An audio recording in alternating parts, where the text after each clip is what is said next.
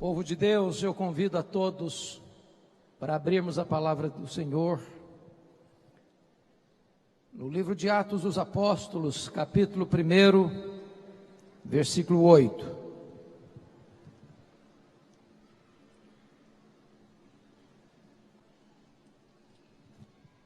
Este texto tem uma promessa,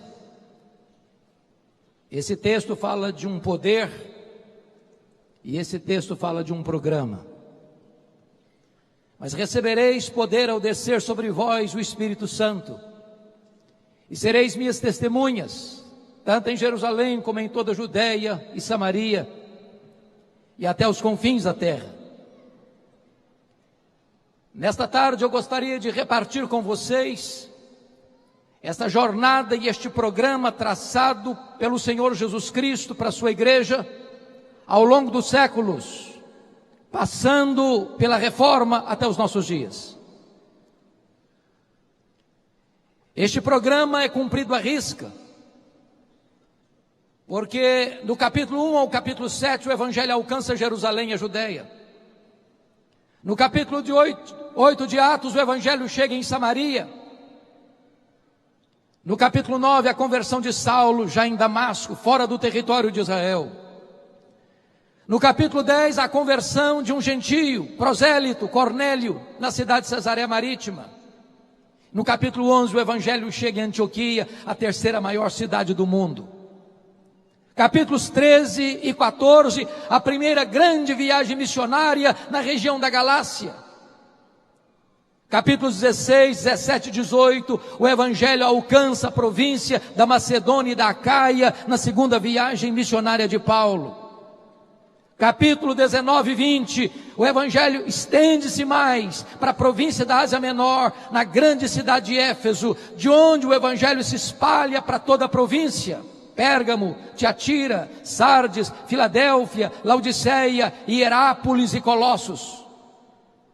Capítulos 21 ao 26, trata da prisão de Paulo em Jerusalém, sua transferência para Cesareia, onde fica 2 anos sendo acusado injustamente pelos judeus. Capítulos 27 e 28 é a viagem de Paulo para Roma, o naufrágio que ele enfrenta, a sua temporada na ilha de Malta e sua chegada a Roma, não como sonhara chegar, mas preso e algemado. De onde ele escreve as suas cartas aos Efésios, Filipenses, Colossenses e Filemon. Atos termina sem conclusão, porque a história da igreja continua. E nós estamos escrevendo, quem sabe, o capítulo 29 de Atos, porque o Espírito de Deus está agindo na igreja para que ela alcance até os confins da terra. Mas agora acessa o registro de Atos e a história nos toma pela mão. A história deve ser nossa pedagoga, do contrário, será nossa coveira. Quem não aprende com a história, repete seus erros. Quem não tem história, está fadado a não ter futuro. Quando Jesus Cristo nasce, o mundo está sob o governo de Roma, e quem governa o império é César Augusto. Israel já está debaixo do governo de Roma desde o ano 63, quando Pompeu conquistou aquela região. Mas quando Jesus começa o seu ministério, lá em Lucas 3, o mundo está governado agora por um outro imperador, Tibério César. Depois vem Calígula, depois vem Cláudio, depois em 54 vem Nero, um homem devasso, um homem violento, um homem crudelíssimo. 10 anos depois que ele governa, precisamente no dia 17 de julho do ano 64, Nero põe fogo em Roma e assiste o espetáculo das chamas do alto da Torre de Mecenas. 7 noites, 6 dias de incêndio, de 17 de julho a 24 de julho. Quando o incêndio termina, dos 14 bairros de Roma, 10 deles são destruídos pelas chamas. Os 4 bairros restantes, densamente povoados por judeus e cristãos, dão a Nero um álibi para botar a culpa do incêndio de Roma nos crentes. Começa um verdadeiro massacre. Faltou cruz para fazer, madeira para fazer cruz, tamanha quantidade de crentes que foram crucificados. Os crentes eram cobertos de piche, amarrados em postes, para iluminar as noites de Roma, sendo queimados, vivos. No ano 68, Nero é deposto e comete suicídio. No ano 70, Vespasiano inaugura em Roma o anfiteatro da morte, o Coliseu Romano, que numa festa de 100 dias de inauguração, mais de 10 mil crentes foram mortos, e mortos com requinte de crueldade, enrolados em peles de animais, para os cães morderem, para os touros pisarem, para os leões esfaimados da Líbia devorarem, um verdadeiro massacre.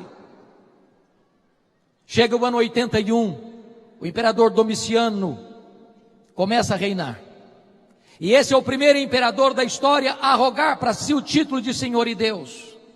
Foi este imperador que deportou o apóstolo João, então pastor da igreja de Éfeso, para a ilha do Mar Egeu, a ilha de Patmos. Naquelas alturas, todos os apóstolos de Jesus já estavam mortos, e mortos pelo viés do martírio. João era o último representante do colégio apostólico. Certamente a intenção de Domiciano era calar a voz do último apóstolo de Jesus Cristo. Mas se o homem faz planos, a resposta certa vem de Deus. Porque Apocalipse 1:9 diz que João não está na ilha de Patmos por causa de um decreto de Domiciano. Ele está na ilha de Patmos por causa da palavra de Deus e do testemunho de Jesus Cristo. O imperador romano quis fechar para ele todas as portas da terra, e quando todas as portas da terra estavam fechadas para João, Deus abriu-lhe uma porta no céu e disse: sobe para aqui e eu te mostrarei as coisas que devem acontecer. Até nos momentos mais sombrios da história da igreja, Deus continua no controle, e o plano de Deus não pode ser frustrado. Os imperadores que vieram foram truculentos: Marco Aurélio, Sétimo Severo, Décio, Diocleciano. Mas quis a providência de Deus que por volta do ano 311, 313, Constantino revertesse essa situação. E o cristianismo, que até então era massacrado e perseguido, e os crentes eram mortos com requinte de crueldade e levados ao martírio, agora o cristianismo é declarado religião oficial do Império Romano. Isso foi muito bom, isso foi muito mal. Muito bom porque cessou a perseguição. Muito bom porque os crentes que tantas vezes viviam nos antros da terra, viviam nas catacumbas de Roma, eram queimados, eram torturados, eram afogados, eram mortos à paulada, agora podem ter liberdade de adorar a Deus. Muito bom porque os bens que foram confiscados agora eram devolvidos, e os crentes que não podiam se reunir publicamente agora têm seus templos construídos com a benesse do Estado. Mas foi muito mal, porque agora a porta de entrada da igreja deixou de ser a conversão para ser a conveniência. Agora ser crente não é mais enfrentar a hostilidade do Estado, é enfrentar as benesses e receber as benesses do Estado. Isso fez com que as pessoas viessem do paganismo, trazendo a sua bagagem de crendices, de sincretismo religioso para dentro da igreja cristã. E não tardou para que a igreja cristã se corrompesse doutrinariamente, teologicamente e moralmente. Vocês bem sabem que sempre que uma igreja se corrompe doutrinariamente, cresce a política eclesiástica. E começa então uma disputa de hegemonia de poder entre as 5 principais cidades do mundo: Roma no ocidente, Constantinopla no oriente, Alexandria do Egito, a segunda maior cidade, Antioquia da Síria, a terceira maior cidade, e Jerusalém. E no ano 604, o imperador Focas nomeia Nicolau I, bispo de Roma, como bispo universal da igreja cristã. Nicolau I rejeita esse título e disse: qualquer homem que receber o título de bispo universal da igreja deve ser considerado um anticristo, porque só Jesus pode receber esse título. 3 anos depois, entretanto, 607, o imperador romano Focas nomeia Bonifácio III como bispo de Roma, e ele recebe o título e começa então, historicamente, a instituição do papado. Talvez você pergunte, bom, mas eu já li histórias de papas desde Pedro. Como é que vai se dizer que começa o papado em 607? Vale destacar aqui, meus irmãos, que no século VIII, na França, surge um documento chamado As Falsas Decretais de Isidoro. Um documento forjado, um documento falso, que tentou dar legitimidade ao papado, recuando a sua historicidade a Pedro, como se Pedro tivesse sido o primeiro papa, e como se todo papa fosse legítimo sucessor de Pedro. Se vocês quiserem melhorar a compreensão deste assunto, sugiro a vocês a obra de Janus, O Papa e o Concílio, cujo prefácio foi escrito pelo grande tribuno brasileiro, Rui Barbosa, cujo prefácio da obra representa 70% do livro. E Rui Barbosa desconstrói essa ideia da infalibilidade papal. Rui Barbosa vai mostrar que as falsas decretais de Isidoro foram o maior embuste, o maior engodo literário da história da humanidade. E desta maneira, a igreja foi se corrompendo. É claro que nos primeiros 5 séculos da história da igreja, as doutrinas sobre Jesus foram discutidas à exaustão no Concílio de Nicéia em 325, a divindade de Jesus Cristo. Em 381, no Concílio de Constantinopla, a humanidade de Jesus Cristo. No Concílio de Calcedônia, em 451, a pessoa teantrópica de Jesus Cristo.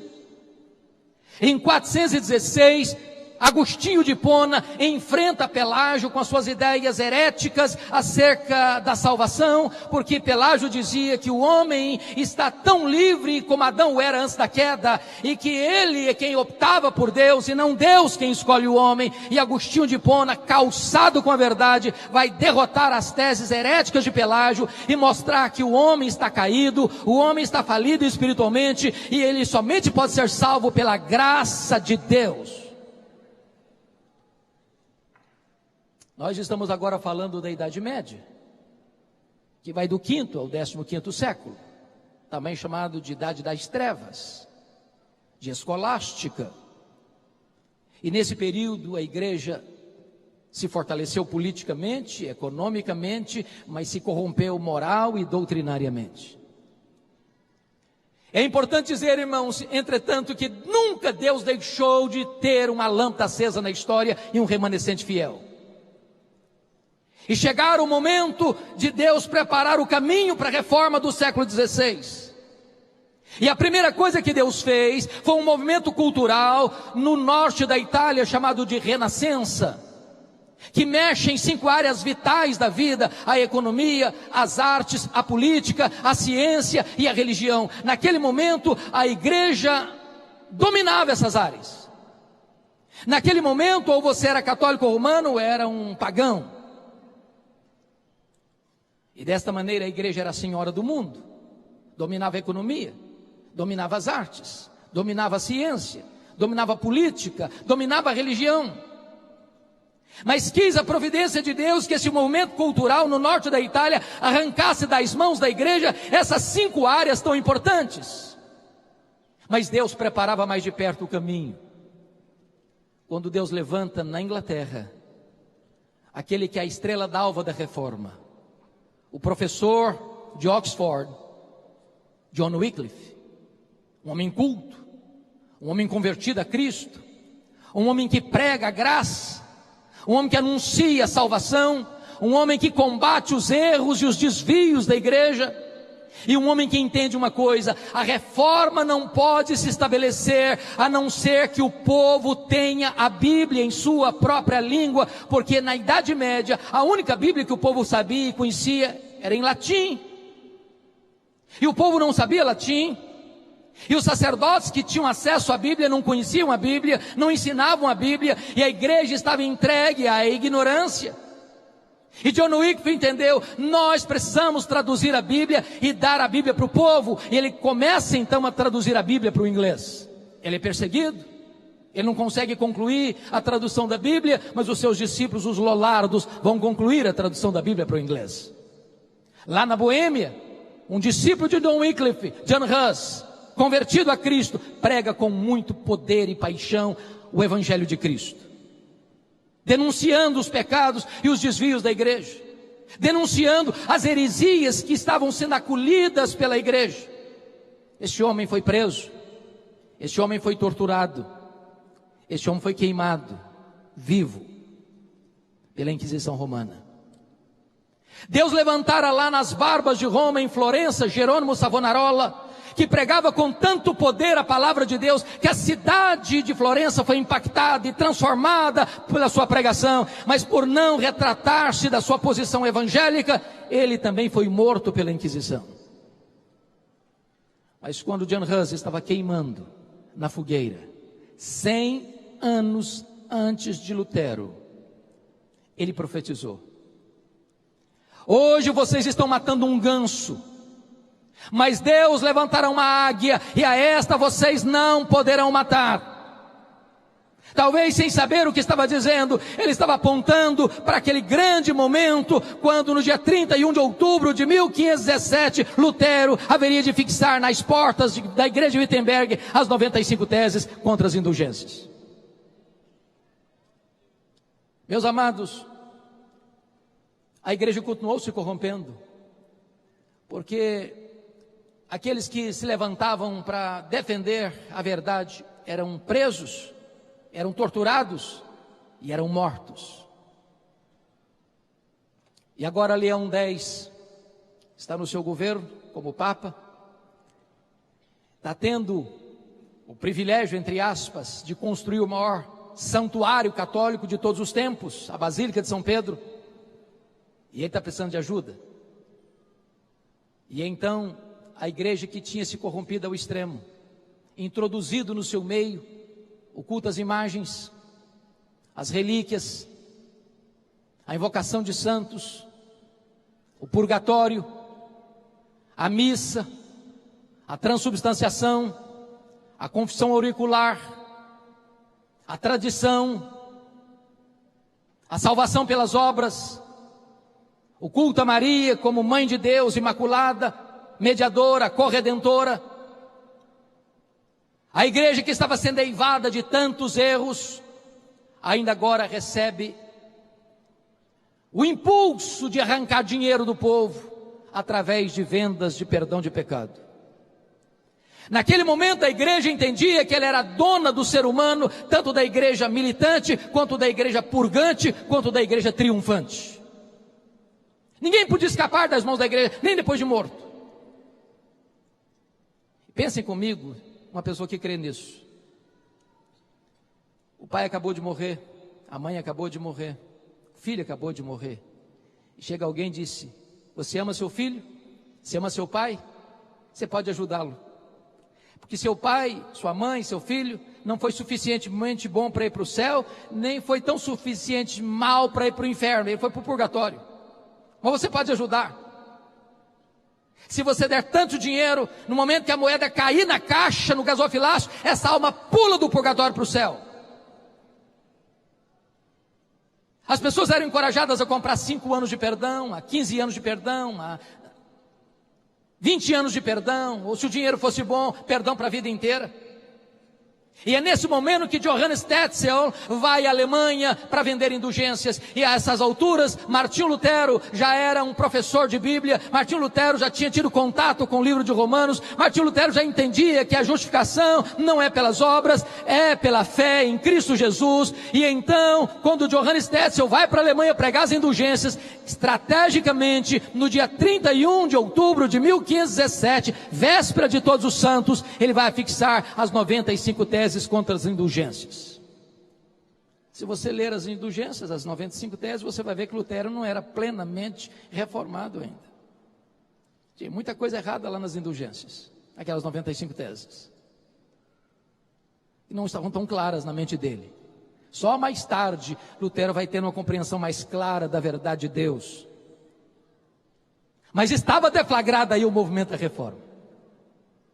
É claro que isso surgiu com muita luta, com muita lágrima, com muito sofrimento, porque no dia 5 de maio de 1521, Lutero é convocado à dieta de Worms, diante do imperador, diante das autoridades políticas, diante das autoridades eclesiásticas, e os seus livros estão lá expostos, e Lutero sabia que não estava aquela reunião convocada ali para discutir com ele, mas apenas por uma razão, para que ele se retratasse das suas posições bíblicas e cristãs. Naquele dia Lutero pediu um tempo mais para pensar. Para espanto de todos, e diz os historiadores que naquela noite Lutero teve uma grande angústia na sua alma. O inferno jogou em cima dele toda a sua fúria, a tal ponto de, num determinado momento da noite, ele pegar o seu tinteiro e jogá-lo contra a parede, como se o diabo estivesse fisicamente, presentemente ali no seu quarto. Quando o dia amanheceu, a dieta se recompôs, os livros de Lutero sobre a mesa. Perguntaram para ele: Lutero, você está pronto a se retratar daquilo que você escreveu, do que você tem pregado, do que você tem ensinado? E Lutero respondeu: a menos que vocês me convençam pelas escrituras que eu estou errado, eu não me retratarei. Porque não é lícito, não é justo, não é honesto um homem agir contra a sua consciência. Aqui fico, aqui me estabeleço, e que Deus me ajude. Estava aí o corte definitivo para a reforma protestante do século XVI. Ele é considerado herege, e isso significava que qualquer pessoa que matasse Lutero não tinha nenhuma imputação de crime. E quando ele sai da dieta, ele é raptado na estrada, não pelos seus adversários, mas pelos seus aliados, e é levado para o castelo, onde fica 10 anos, escondido atrás de um biombo. E por providência divina, exatamente nesse tempo de reclusão, é que ele se dedica com muito empenho a traduzir o Novo Testamento para o alemão. Obra essa que vai influenciar toda a literatura alemã, inclusive a gramática alemã. Mas é claro que Lutero não trabalhou sozinho. Deus levantou homens como João Calvino, um francês, nascido no dia 10 de julho de 1509, que vive 54 anos, que talvez foi a mente mais brilhante da reforma, foi o grande mestre da reforma, foi o grande sistematizador das doutrinas da reforma, foi o homem que criou a academia, foi o homem que instituiu o aconselhamento pastoral, foi o homem que deu a preparação, criou uma academia para preparar obreiros para o mundo inteiro, inclusive mandando 14 missionários aqui para o Brasil, a pedido de Villegagnon, missionários esses que foram mortos e torturados em terras brasileiras. O homem que aos 26 anos de idade vai escrever a obra mais importante da reforma, as Institutas da Religião Cristã, olhando o credo apostólico. Primeiro livro, creio em Deus Pai; segundo livro, creio em Deus Filho; terceiro livro, creio no Deus Espírito Santo; quarto livro, creio na igreja. Deus levantou outros homens, como Busser, Martin Busser, lá em Estrasburgo. Deus levantou Beza, Deus levantou Melanchthon, Deus levantou gigantes nesse tempo. E as colunas básicas eram essas: só a Escritura. Nenhum concílio, nenhuma igreja, nenhum pastor, nenhum papa, nenhum homem, nenhuma instituição pode suplantar a palavra de Deus. Não é a igreja que está acima da Bíblia, é a Bíblia que está acima da igreja. Não é a igreja que valida a Escritura, é a Escritura que orienta a igreja. É só a Escritura, ela é a nossa única regra de fé e prática. Não tem outra revelação, não tem outra fonte de conhecimento e de vida a não ser a palavra de Deus. Só a fé, não, a salvação não é pelas obras, a salvação não é pela fé mais as obras, a salvação é só pela fé, independentemente das obras da lei. É só a graça, não há mérito. Não há mérito. Ninguém vai entrar no céu batendo no peito e diz: eu cheguei aqui porque eu mereci, eu cheguei aqui porque eu conquistei, eu cheguei aqui porque eu fui bom, eu cheguei aqui porque fiz boas obras. A salvação é absolutamente um presente gratuito de Deus, é imerecido de Deus. É só Cristo. Não é Cristo mais o Papa, não é Cristo mais Maria, não é Cristo mais a igreja, não é Cristo mais o pastor, não é Cristo mais o batismo, não é Cristo mais o ritual, é só Cristo. Ele é o caminho, Ele é a verdade, Ele é a vida, Ele é a porta, só nele há salvação. Ele é o único mediador entre Deus e os homens. Somente a Deus a glória. Qualquer glória dada ao homem é glória vazia, é vanglória, é idolatria, é abominação para Deus. Meus amados, a reforma não chegou até nós senão com lágrimas e com muito sangue. Se nós não conhecermos a história, nós não valorizaremos esse legado.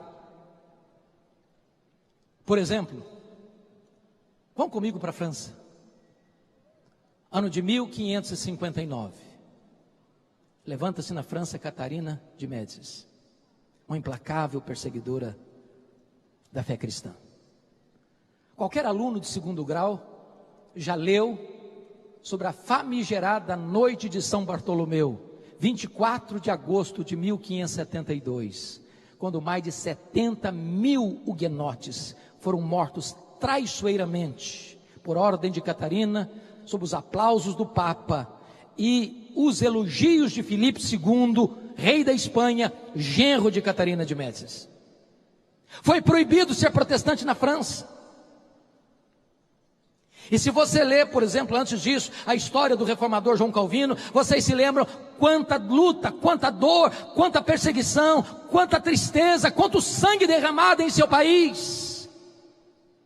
E é por isso que ele foge dessa perseguição, passando por Genebra, e quis a providência de Deus que Farel o convidasse, porque Farel não era um mestre, Farel era um evangelista.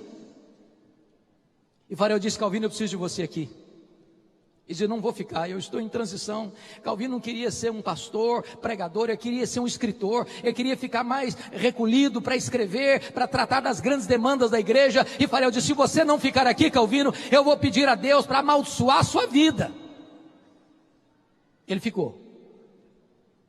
1538. Chegou antes disso, 1536, 35, 36, 38, ele foi expulso. Ele e Farel.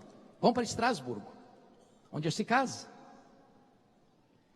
1541 ele retorna, a pedido dos líderes de Genebra, e fica em Genebra até a sua morte, por volta de 27 de maio de 1564, transformando Genebra na maior maquete do reino de Deus da história. Se você vai comigo para a Alemanha, você conhece a história da triste guerra dos 30 anos, onde milhões de pessoas morreram. 1618, 1648.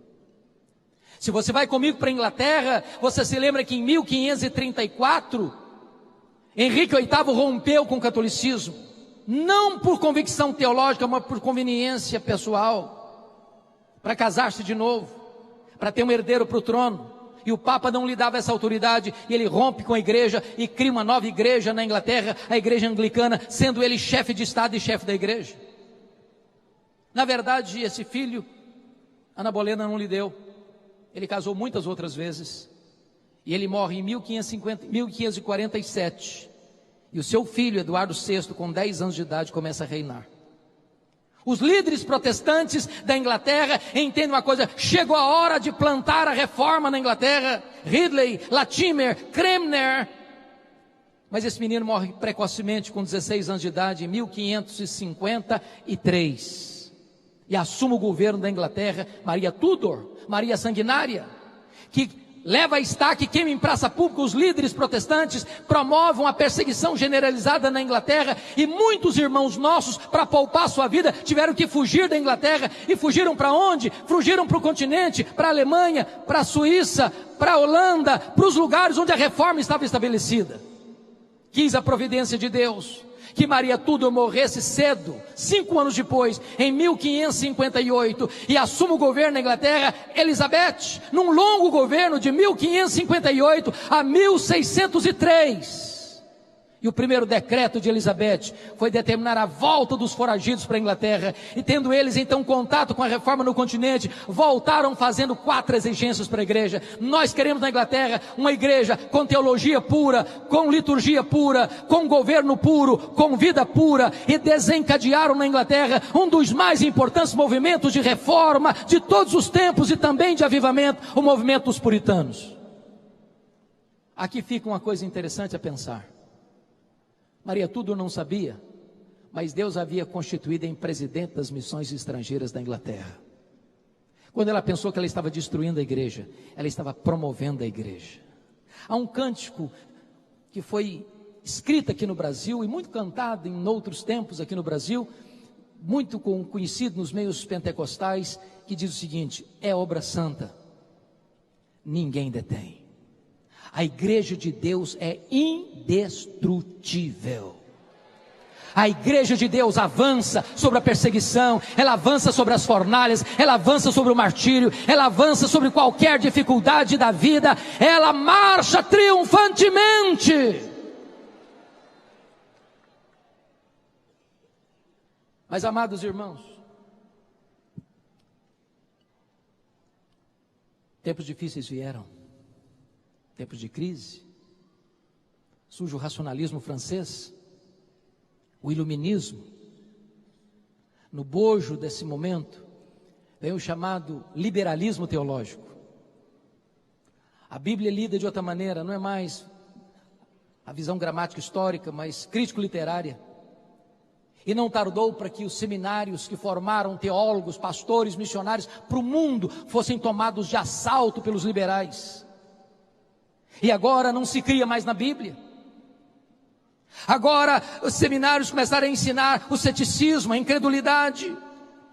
E o liberalismo assaltou a igreja na Europa, irmãos. E qualquer igreja que subscreve o liberalismo está assinando um atestado de óbito. Não há esperança para alguém chegar e dizer: eu não creio mais na Bíblia. Eu não creio que esse livro é a palavra de Deus. Eu não creio mais que esse livro é infalível, é inerrante, é suficiente. Qualquer igreja que entrar por esse caminho, morre. Não tem antídoto. O que fizeram? Tentaram restaurar a igreja através de grandes palestras. Tentaram dar mais credibilidade ao pastor, levantando o púlpito. Mas não foram as palestras. A única coisa que restaura a igreja deste vale de ossos secos foram os poderosos reavivamentos que Deus derramou sobre a sua igreja. Em 1739, na Inglaterra, com John Wesley e George Whitefield. No país de Gales. Na Nova Inglaterra, Jonathan Edwards. Nos idos de 1735 e 1740.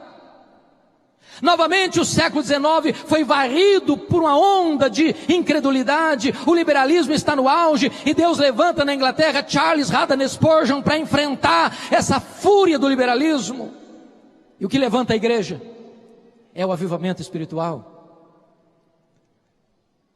Na cidade de Nova York, 1857, esse avivamento varre a nação, 1857 a 1859, e é no bojo desse avivamento é que o missionário Ashbel Green Simonton, que acabara de se formar no seminário de Princeton, ouvindo um sermão do professor Charles Hodge, é tocado pelo Espírito Santo de Deus para vir para o Brasil, e ele chega aqui exatamente no dia 12 de agosto de 1859, debaixo da égide deste poderoso avivamento espiritual. espiritual, a Igreja Presbiteriana do Brasil nasceu sob o signo do avivamento espiritual.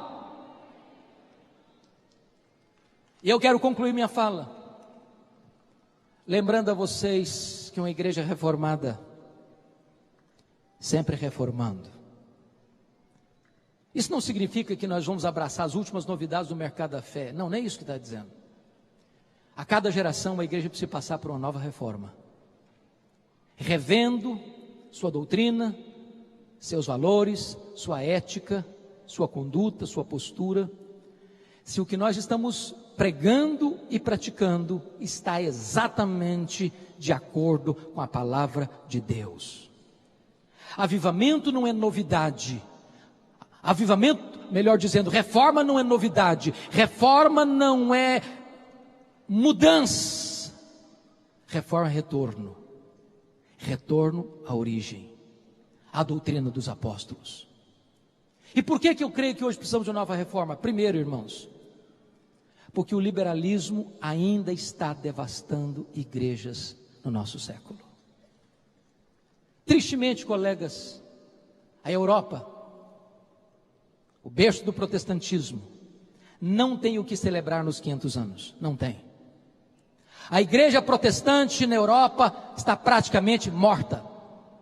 A não ser que Deus traga um avivamento, o que você vê é evidência de incredulidade.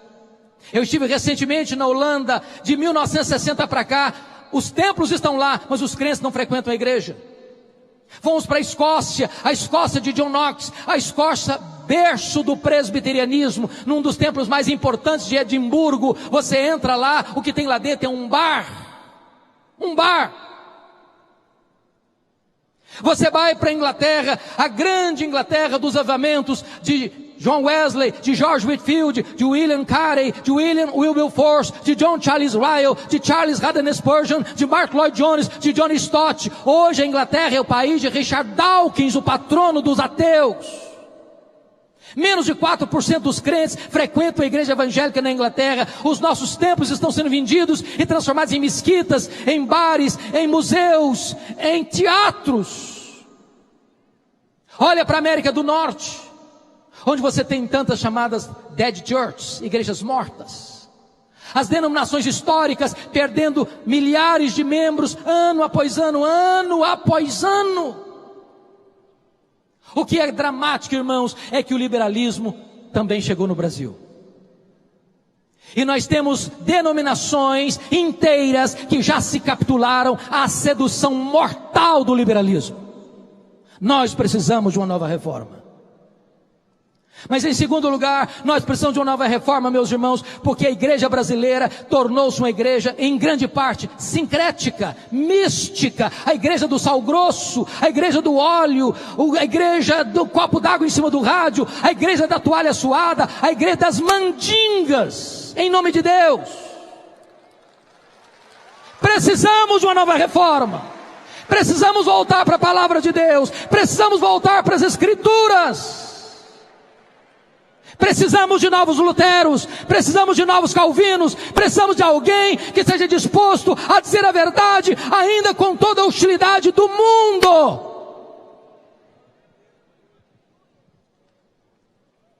Mas em último lugar, irmãos, nós precisamos de uma nova reforma, porque nós assistimos no Brasil, tristemente, uma igreja onde há a presença de uma ortodoxia morta.